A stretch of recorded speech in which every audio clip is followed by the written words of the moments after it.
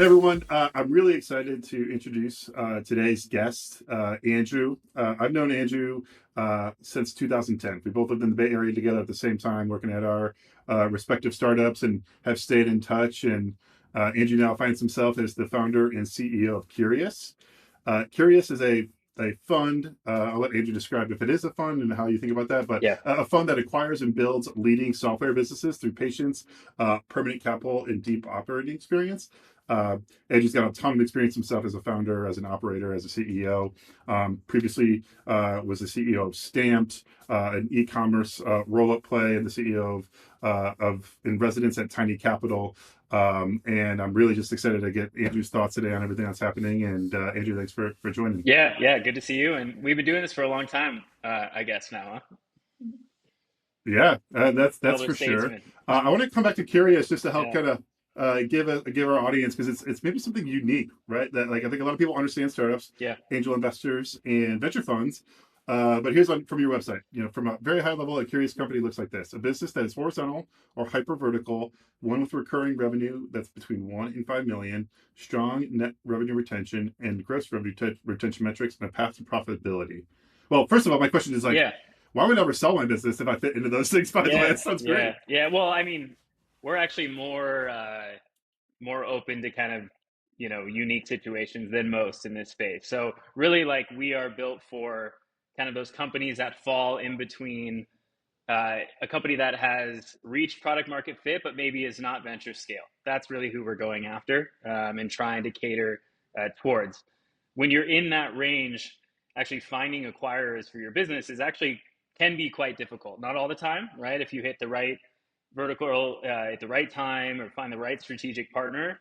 But as a founder, I've sold several companies or been a part of several acquisitions, and the reality is in those cases oftentimes they shut your business down, and oftentimes it's very hard to find a good collaborative long-term partner for your business if you want to exit it. So that's really what we're built for. How many of the companies that you're seeing come through your own pipeline or deals you've done Yeah. already uh, are venture backed? Like, have had venture investment versus called like a bootstrapped type Yeah, business? I'd say 60 to 70% are venture backed. The Okay. rest are bootstrap. Yeah, Yeah. and Okay. it's typically So those companies that raise the seed round or raise the Series A round, and maybe they're not growing fast enough for traditional venture to go raise their next round. That's a typical case of the folks that we find ourselves chatting with. yeah, it's crazy. I mean, you see some of the data now with like the milestones and benchmarks it takes to raise the round. Right, we have Yeah, uh, bar's really high. fewer funds being started. Yeah, the bar is high. The metrics now, it's like, oh, you got to get to, you got to add $1 million in 12 months. Like, that was the hurdle. Like, to get a million Yep. dollars in 12 months if I'm an early stage company, that's like 3 million Yeah. is like the new benchmark. And is that model broken? Like, is venture being all or nothing? Is that a good or bad thing? And how does that impact a lot of companies? Yeah, I mean, I don't know that it's broken necessarily for the investors, right? Because it works, right? If you are playing the venture game and you have, 100 companies that you invested in, and the top 10% are extraordinary outcomes, like, yeah, that works, right? Because it pays the fund back. Now, the problem is that the 90% that aren't in that top 10%, they're kind of left to the side, right? Because they're uninteresting, right? They're not fund returners. They are not power law type outcomes for the venture capitalists, and that means that these founders are kind of on their own. They're kind of in no man's land. So I think that situation for the majority of companies that are venture backed is broken. Yes. Yeah. How as a founder should I think about navigating, let's say, and maybe we're jumping ahead here, but I Yeah. think it is Yeah. relevant to the model and to the game. Uh, I've raised some early stage funding from a venture fund. I am not one of the breakout companies. I'm in the 90th. I'm sub decile. I want to exit my business. Uh, how do I think about how do I treat uh, the venture funds that are out of my cap Yeah. table, or have a conversation with them, Yeah. and how does that work, right? Because I think there's a lot of times you're like, folks, I'm not saying Curious as this, I'm not sure, you tell me, Yeah. but hey, yeah, you don't, yeah, let's buy you don't need to give any capital back to your investors, right? Like, this is already baked into their model. Like, how do I think about like the relationships I have with those Ye- existing investors? Yeah. I mean, I think the best thing to do is to start with, like,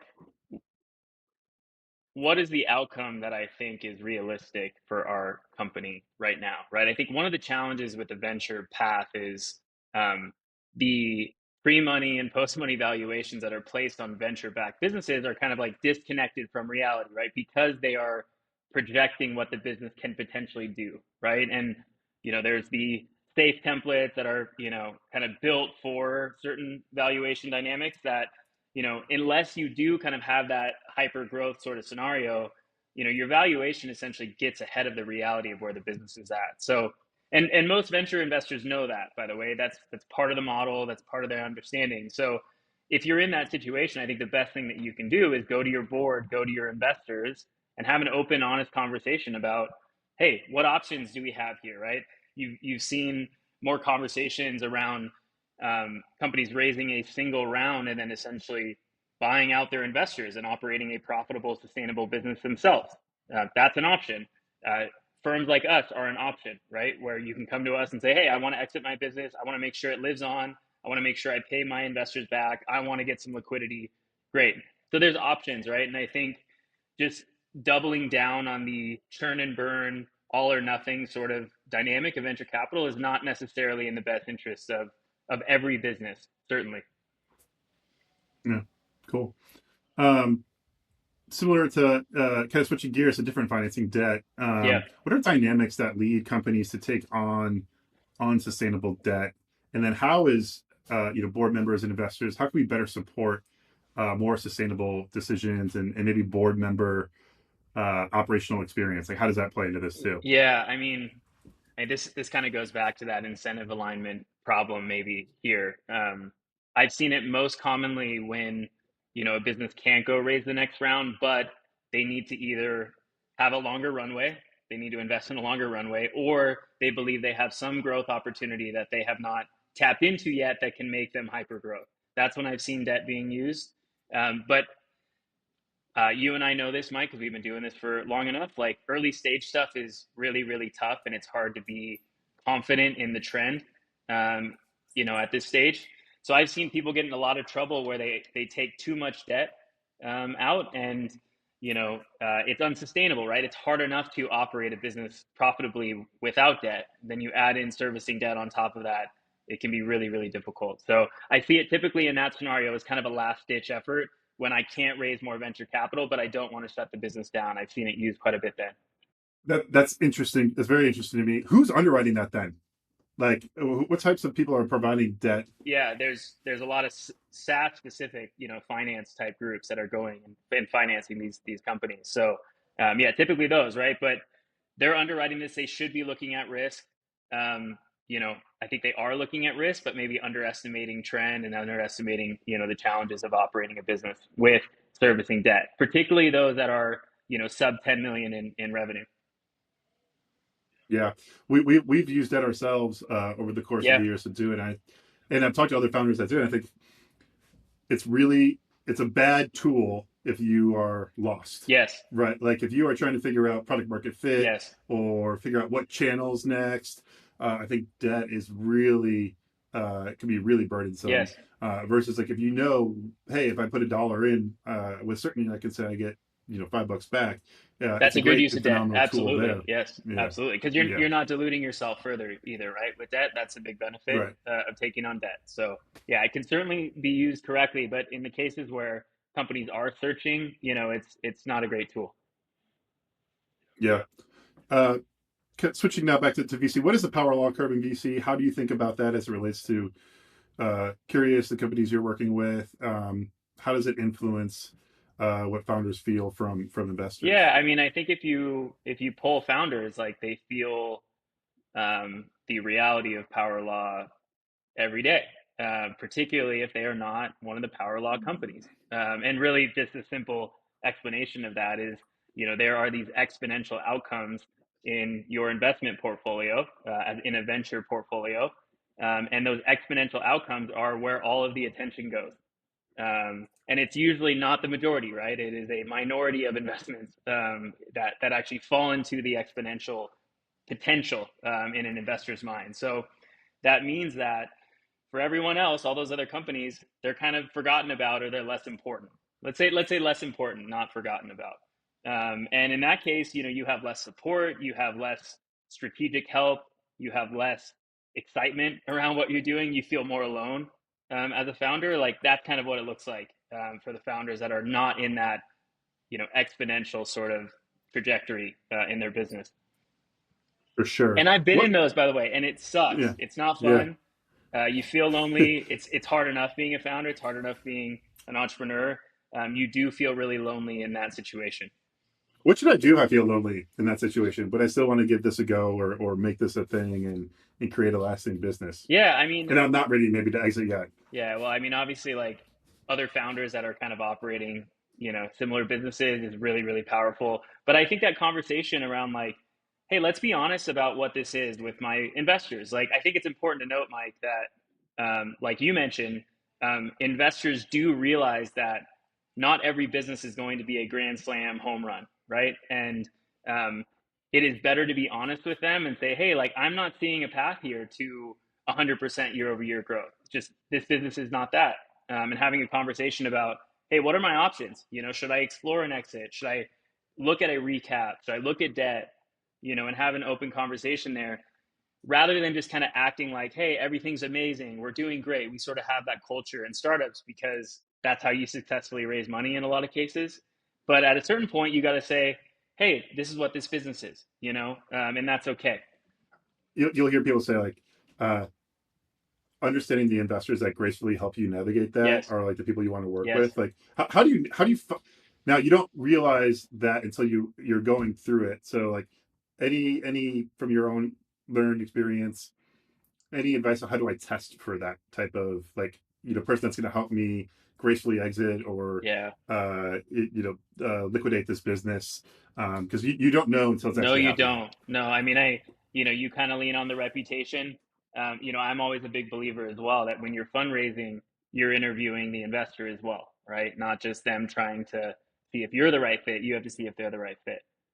So, you kind of have to be deliberate about that stuff. But, I will say a lot of this is the result of the dynamic of how that fund is doing or how that investor is doing. So if they've already Mm-hmm. had blowout successes, okay, great, like no big deal, totally fine, right? But if they're having a hard time in terms of returning capital, like you'll see that not everybody is that great, because their ass is on the line now too. So I think it's also very situational, in terms of how that fund and how that group is doing. Those are great questions to ask too. As you're Right. going through a fundraising Absolutely. process, Yeah. yeah, just like, hey, where are you in the life cycle? Have you had just could are like, are they banking on you to return the fund or get some liquidity or like, hey, yeah, anything on top of this is great. I Yeah. think that Absolutely. helps a lot. Absolutely. Yeah. What types of companies do you think are best suited to raise venture capital today? And then maybe this is not on here that we in our Yeah. pre-read, Yeah. but like, what kind of companies maybe are best for someone like curious? Like, hey, I want to go build a nice, good, great business, and then have a natural exit to someone like a curious. Yeah. I mean, I'll answer the first, that Sure. last question first, which is, essentially any company that feels like they are not a fit for the venture capital model anymore. Whether they've, bootstrapped and gotten to a certain point and they're tired, they want to hand it off, they want to continue either working on it, but working on it in that capacity or handing it to a new team that is going to kind of double down on what they've built. Like those are the ideal candidates for us. Venture back that maybe can't go raise their Series A or Series B. Those are great candidates for us. And the way to think about Curious and what we do is, we believe very much in um, doubling down on maybe the opportunity that they have not been able to fully capture themselves, either because they are technical founders that maybe don't know go to market, or hey, I don't have the capital to really like double down on customer acquisition in the way that I would like, or product development maybe is stalled. Like those things where it's like, hey, there's a great business here, but I just can't get there with my current structure. That's really who we're built toward. In terms of the which companies should raise venture capital, you know, I I'm of the belief now after doing this, it's been almost 20 years of working in venture backed companies. Um, I'm of the belief that the default should be, hey, actually don't raise venture to start. And once I feel like, hey, there's something here, and it's a big sort of opportunity. Now, us as entrepreneurs, we think everything we do has massive potential, right? That's why we're entrepreneurs. That's why we we get excited by the stuff that we work on. Um, but I don't like defaulting to venture capital, and I think that our industry has kind of tuned people to say, hey, if you're going to start a startup, go raise money. And I don't know, especially today where the cost to build an MVP or an initial sort of product and get something to market is really really low. Like I don't think the default should be start with venture capital, but it is because it's an easier path in some respects, right? Because you have more cash to work with, you have more runway, all that stuff. Speaking of the path to build something, like we could record this in vibe code, some sort of Yeah, SaaS thing, yeah, right? As yeah, right now, and so like yeah. since you started Curious, like the AI world has changed, both It from a go to has, market, man. like not just Yes, a building a company and how you can build the company, but also like just the dynamics of go to market have changed too. yes. Like any predictions or thesis you have at Curious and your team around how AI is going to change how startups kind of get built, funded, and acquired. Yeah, I mean, I don't think we know yet, but it's obvious that things are going to change, and we're already seeing that in, you know, uh, for example, companies that are heavily reliant on organic search. We've seen dramatic changes to those businesses, right? Um, the pace at which you can build new product, and the team that's required to develop and build those products is much different than it was historically, right? With the agentic coding tools out there, which maybe aren't 100% there, but they're getting really close. So it's just moving really fast. We did something internally that I think every company should do or should think about, which is there's a difference between reading headlines about AI and then actually practicing AI. And we felt that we were doing a lot of headline reading without fully digesting, like, what do these things actually do? Like, what tools exist? How do we use them? So we actually did an internal hackathon. Usually hackathons are like multi-day. This was 2 hours. And the framing was, hey, build whatever you want for your company or for you personally to make your business or your life easier, and essentially just go to work at it. And it was fascinating to see in 2 hours the types of things people could build, how quickly, but also how lost and how confusing it all felt, just like not using it every day. So we are trying to, really get around this concept of being, AI native as a group, right? Where, maybe we are not experts, but like we know the tools, we know how to use them, we use them in practice every single day rather than just reading headlines about it. I think that's the big thing for people or for companies today is just like you got to use the stuff and understand it. Feels very much like early days of tech with social media and all that stuff. Like you gotta use it, right? So that's really what I'm trying to push us to do. Any I love that. We did something similar at our company offsite, and we went from uh like we have a separate app we run called Connect, and we use a AI agentic coding tool, and it built dark mode for Yeah, us, right? Without us having to build the dark mode yeah. components, Dark mode kind which of is sucks wild. to So build it's just too, like sometimes. So yeah, yeah, yeah. it's. I mean, yes, I've been putting it off for such a long time. Hmm. Anything around? I would consider you a marketing and go to Yeah, market expert, Andrew. Anything that you've seen? You hear like GEO and all these things now of how do I optimize search within LLMs? Have you yeah. experimented with that with any of your portfolio companies yet, or seen any trends there? Yeah, we have, but it's just not click through volume is not at the same scale, that is interesting, frankly, at this point, right? So Hmm. the impression brand volume is high, right, to show up in these agentic search results. Um, but the actual click through to your site, and I think that's one of the things for software businesses, online native businesses, that is there's a bit of a reckoning it feels coming, is like if people aren't getting passed to your site or people aren't following through to your site, but instead they're just getting the information, what does that do to an online business? What does that do to an e-commerce brand? What does that do to a software business? I think it's a little too early to tell, but we've certainly seen. I know, Mike, we talked about this as well. That like that's changing. It's showing up in your search traffic pretty dramatically, or in your web analytics data now. Yeah, it's scary, It is. a little bit, because it's like the our impressions are going through the roof Right. now, but the click through rate is dropping off a Yes. cliff, We're and you're seeing like, that as okay, well. well, yeah, there's an argument though. It's like, okay, that's low intent traffic, which is certainly true, Hmm. but it is like create a material change in how we think about channel, Yes. and partially why we're recording this podcast Yes. today. Yes. So it's crazy. Just quickly on that though, Uh, I'm thinking about yeah. this more in the context of there's a ton of digital marketing stuff that's highly manual still, even today, and it's been that way for 20 years. Um, but I'm thinking more about like how do we build automation into the collection of data, the analyzing of data by channel, and then the actual execution against those channels, right? I think maybe paid acquisition is one of the first areas where you could see a world where a lot of that gets kind of fine tuned, landing pages, um, auto optimizing those landing pages to convert better, things like that. Like I think there's a lot of that stuff coming, but just to be honest with you, in practice, it's not there yet, at least from our perspective Hmm. or from our work that we've done. Yeah. We've had kind of AI funded, Yeah, but the dollar amounts are insane, right? Going into these theoretical massive opportunities yeah. in AI and deep tech and some other places. How has that affected Curious over the last few years since venture's gone through this shift itself? Has that been a headwind or a tailwind or net neutral for how you guys operate? No, I mean it's frankly it's been a positive, because there was a massive influx of companies that got funded during that time, and not all of them are breakout successes, right? So, and like I think it's to be super explicit, like I love companies that are growing more slowly.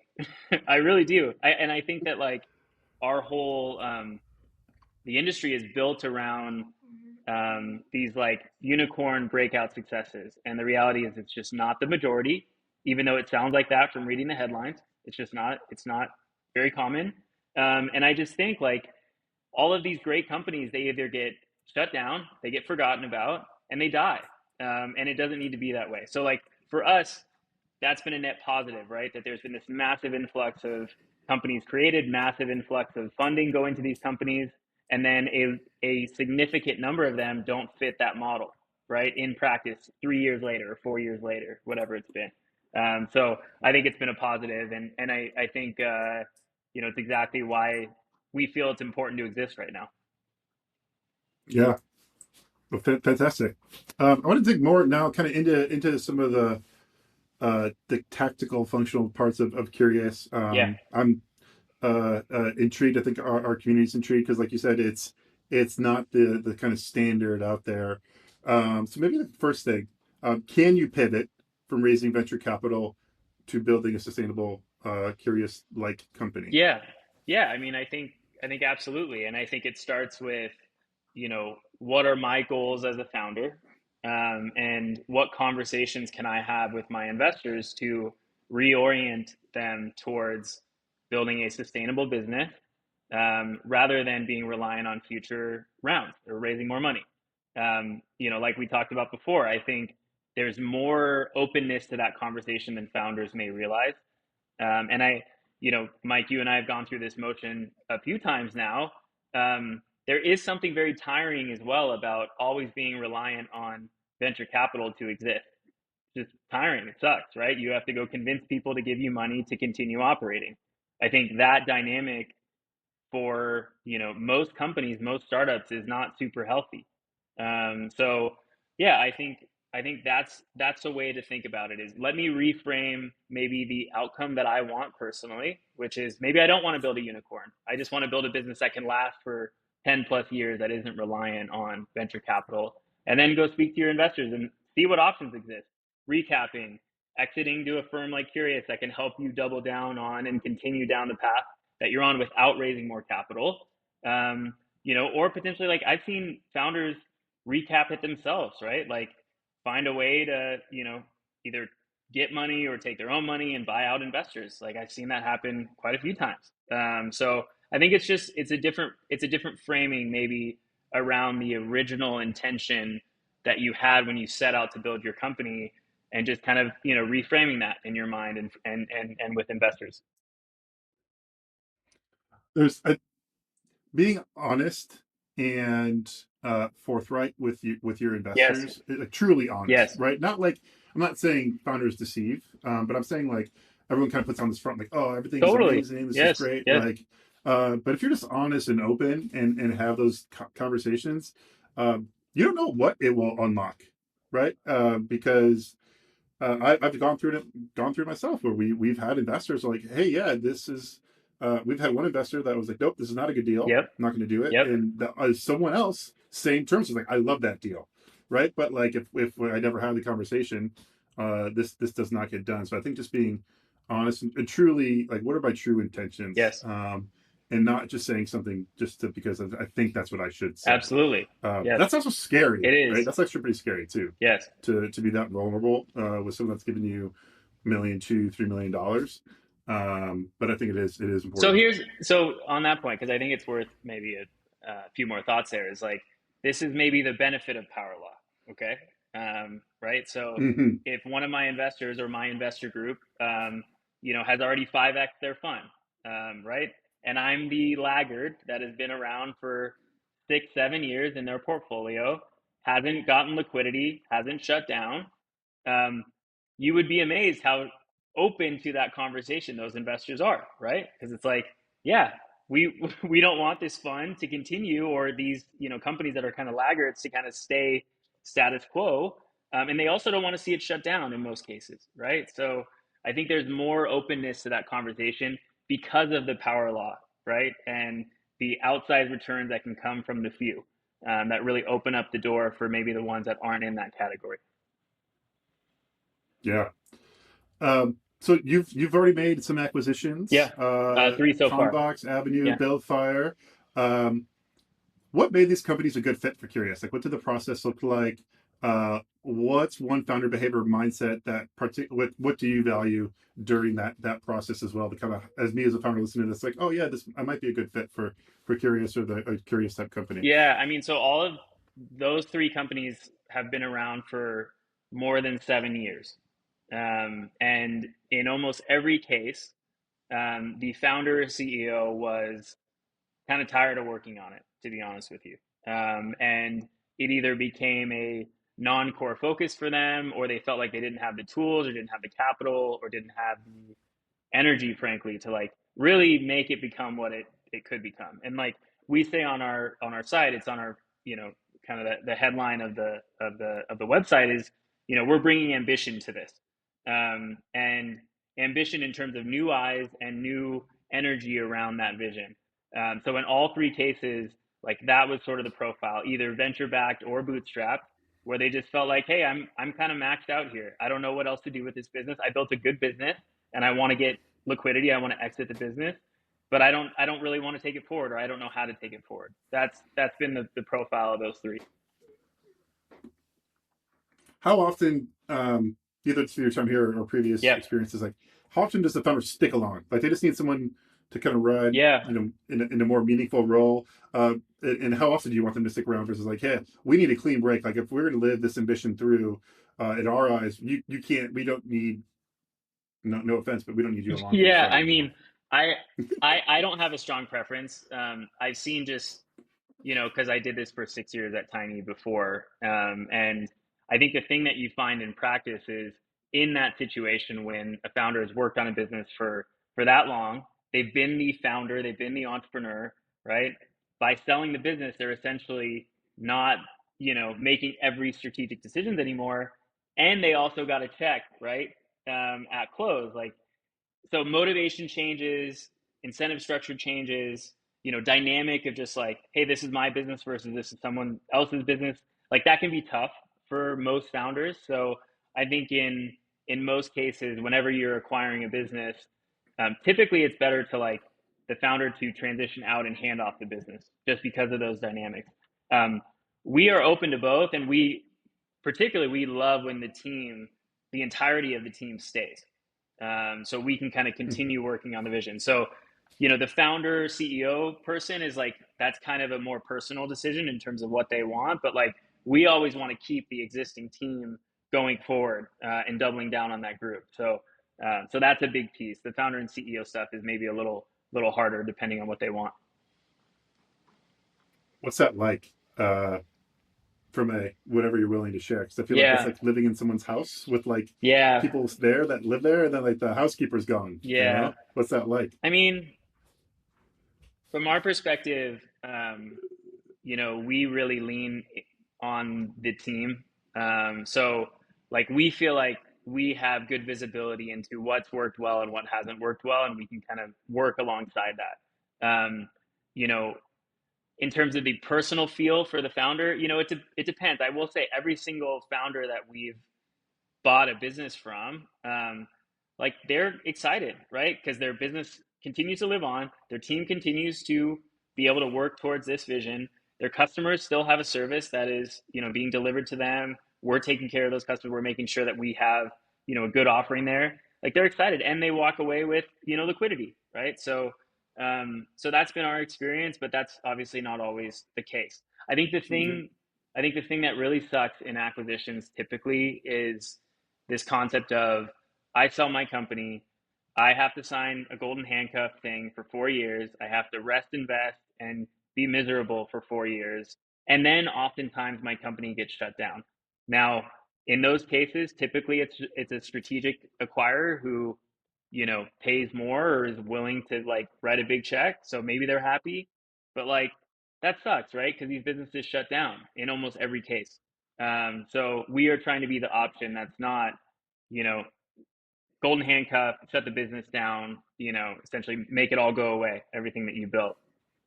You mentioned strategic and maybe getting Yeah, more. How do you approach valuing, companies that you're working with or want yeah. to acquire from? Call it, traditional VCs like this is a bet on future growth versus private equity. More and actually, maybe it's worth speaking to those options. Like we land more in kind of that private equity valuation sort of dynamic. When you think about what your company's worth, it's highly subjective, right? And it's highly emotional Yeah. as well. So like I think that's the hardest part about what we do is just like getting to a valuation that makes sense for everyone, particularly if they've raised a bunch of money, right? Because the thing that you see as well is that a lot of these venture investors have liquidation preferences as well, or some do, which means that they need X number of return on their original investment before anyone else gets any money, which means that with these venture valuations where they are, it's tough for the founders to walk away with any money, unless it's a outsized return. Like that's just the reality. So when you think about this as a founder, strategics are going to pay me the highest price almost always, because there is some network benefit that they have or some existing platform that it's connected to that it makes sense for them to pay more for it, or they're willing to pay more for talent, right? So in terms of getting the absolute highest price for my business, it's always going to be a strategic. For the private equity world, or acquirers like us who are, buy, hold, and operate, we look at cash flow, like future cash flow, and we're trying to, or we typically value these businesses in the range of either 2 to 4 times ARR. Most PE buyers are kind of in the 10 to 15 times earnings range, which for a Mm-hmm. business that doesn't have profit or very little profit, that doesn't mean too much. But like that's sort of what the landscape looks like in terms of potential buyers. Like that's kind of what it looks like. This all sounds great to me. I'm a founder. How should I think about like building relationships with folks? Like, curious, do Yeah, I need to build a relationship, or is this like, hey, I'm ready to go, it's going to be clean, it's 30 days? Like, yeah. does a relationship help ahead of time? Um, Honestly, it doesn't. It's different than venture Yeah. capital in that way. So I think it's more actually of like, hey, the time makes sense for me now. That's really like the key thing. So, I obviously love, meeting folks and having conversations and having very long term sort of relationships with folks. And actually, two of the three acquisitions that we've done, we talked to them originally about a year prior, and then they came back to us. So, that certainly happens. But in terms of like strategically, should I be planting that seed? I don't really think so. Honestly, I don't know if there's a ton of benefit there. Yeah. Um, what about yourselves? You're operating outside of the thesis of power law in the Yeah, sense of that's how you're going to get your that's right. returns. That's right. How do you think about portfolio construction, long term liquidity for the investors? I'm curious, and yourself, and how your model is going to return capital. Yeah, and I did mention this at the beginning, but we're structured as a permanent holding company, not as a fund. So we're not trying to go raise more money, and it's not an assets under management game for us. We're not taking a management fee. So we think about each of these businesses as like kind of key pillars in building, our revenue as a group and our earnings as a group, while continuing to invest in the operations of those businesses. So really, this whole thing is kind of built on, and Tiny did this incredibly well, where the earnings of these companies that they've acquired essentially increases purchasing power, and they use that to buy or fund future acquisitions. That's kind of what this looks like. That's how we return capital to our investors, is building a portfolio that is significant and valuable. Um, but it's not You're on going to be like the these. Berkshire Hathaway of SaaS. I'm not going to use that terminology. All right. But You're smart not to go and put that yeah, on there. yeah, but it's by definition not built on exponential outcomes. Sure, that's great if that happens, but it's certainly not by design. Has that happened? Out of curiosity, with like any of the comp, like at Tiny, or I know it's early for Curious, maybe not, we Yeah, haven't seen it yet, but like, has anyone gone from like a Curious column type company to a insane growth because they just were alive for long enough? yeah, I think it happens, but it's not as common, and um, it's not very well discussed, because it typically Yeah. lives within the portfolio. Now, I can tell you at Tiny, I ran one of the companies that was an exponential sort of outcome in terms of what they bought it for and what it did in terms of revenue growth and earnings growth.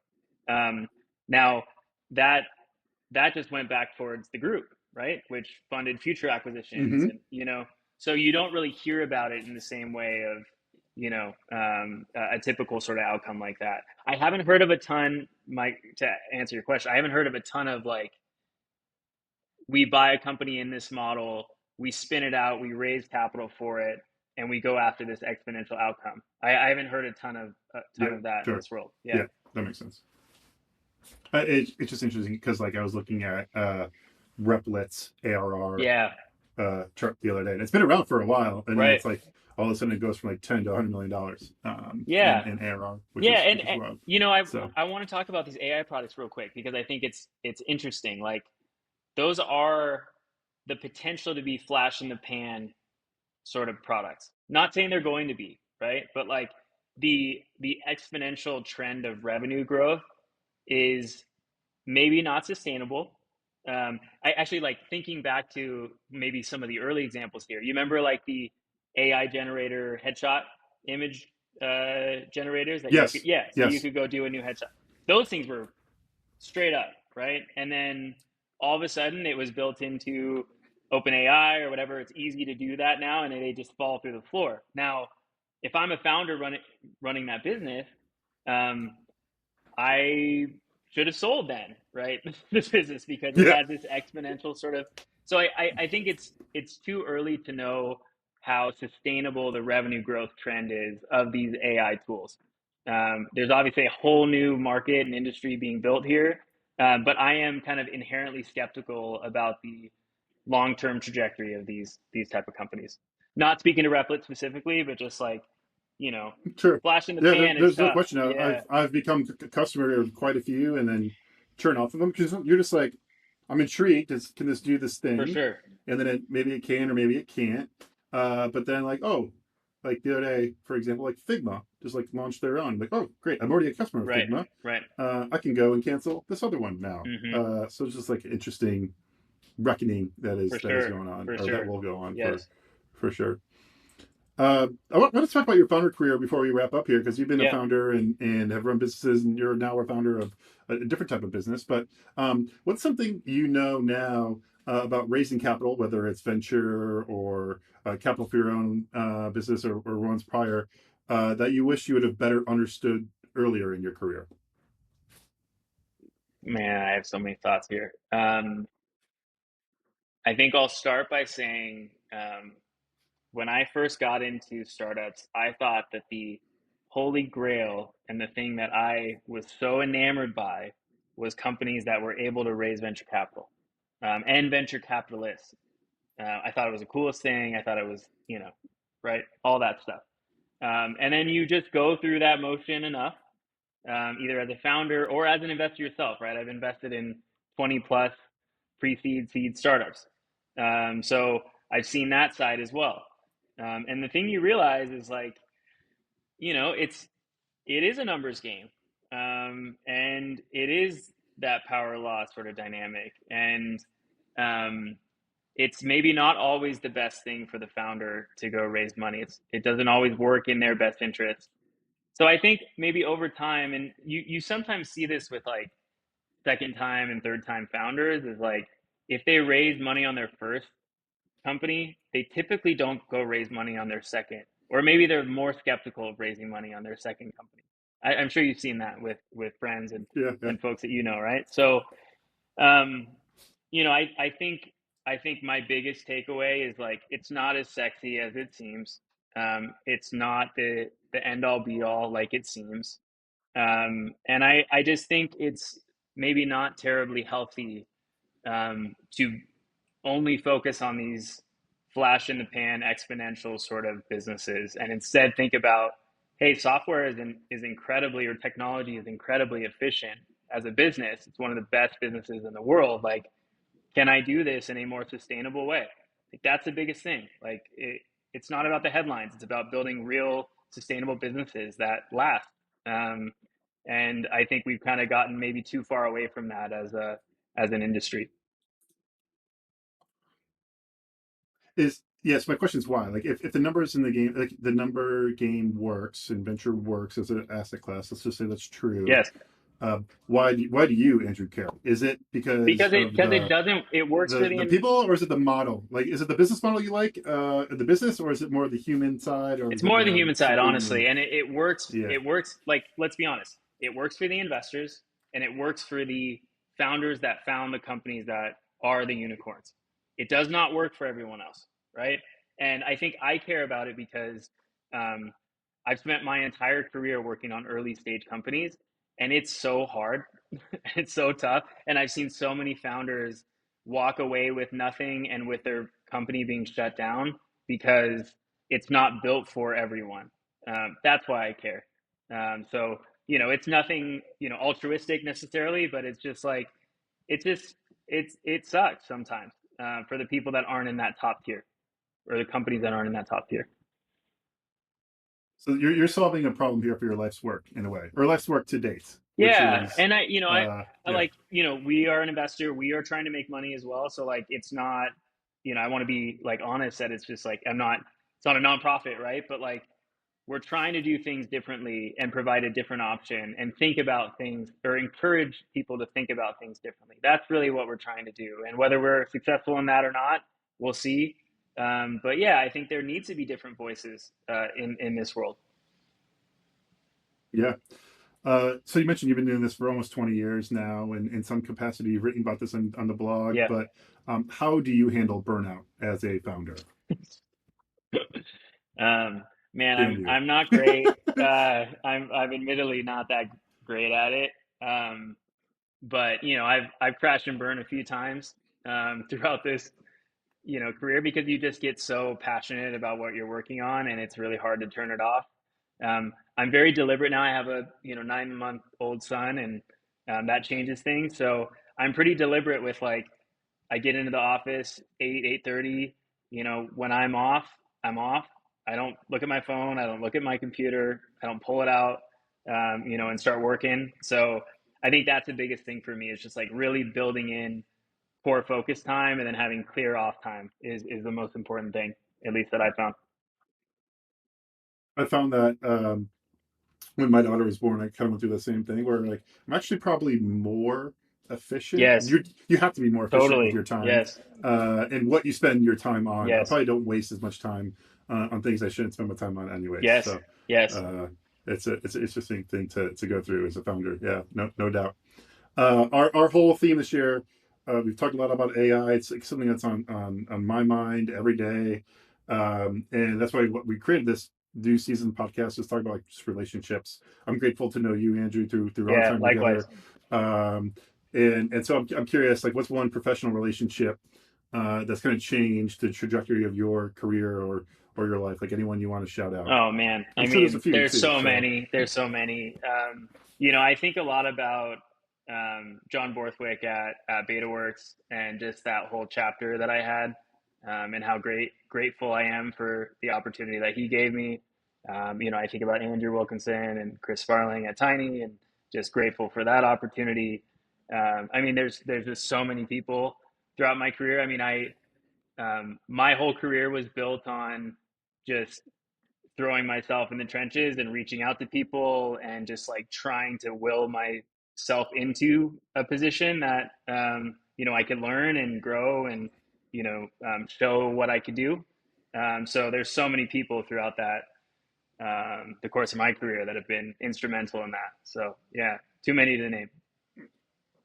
very cool. Well, Andrew, thanks so much for spending your hour with us here at Visible. You've been a friend and partner to me and to our business. So, uh, if you are a founder, definitely reach out to Andrew if it sounds interesting to you. I can't say enough great things about their team. So, Andrew, thanks so much for joining us. Thanks, Mike.